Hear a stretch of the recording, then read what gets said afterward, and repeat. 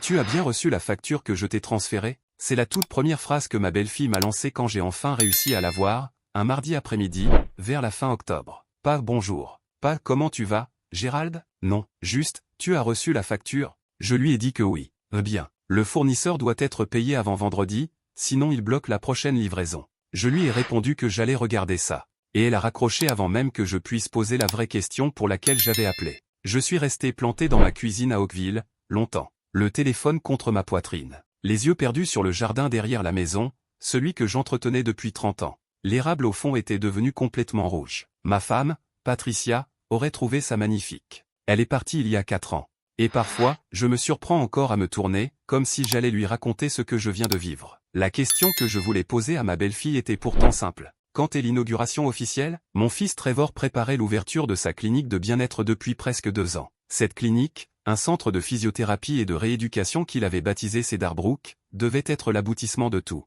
Ses études. Ses années passées à travailler sous d'autres praticiens. Et les 340 000 $ que j'avais injectés dans le projet, tirés des économies que Patricia et moi avions mis une vie entière à construire. J'avais pris ma retraite après 31 ans à enseigner les mathématiques au lycée. Patricia était administratrice d'hôpital. On n'était pas riche. Mais on était prudent, rigoureux, constante. Et quand Trevor est venu me voir, au printemps il y a 2 ans, avec un business plan et un rêve, j'ai cru en lui comme seul un père peut croire en son fils. Je n'ai pas demandé de siège au conseil. Je n'ai pas exigé mon nom sur la devanture. J'ai juste demandé une chose, qu'on me tienne au courant. Qu'on me traite non pas comme un investisseur, mais comme son père. Pendant les premiers mois, c'est exactement ce qu'il a fait. On se parlait tous les dimanches. Il me racontait les rénovations, les achats de matériel, les recrutements. Il m'envoyait des photos. Il m'appelait tout excité depuis le chantier quand les nouvelles tables de soins arrivaient.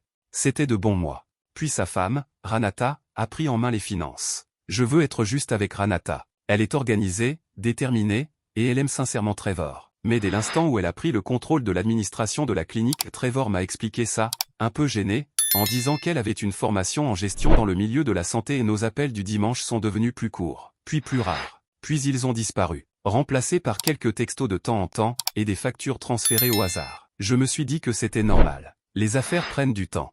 Les fils grandissent, se construisent leur vie. J'avais lu assez d'articles conseils dans les journaux du week-end pour savoir qu'un père qui s'accroche devient un poids. Mais il y a une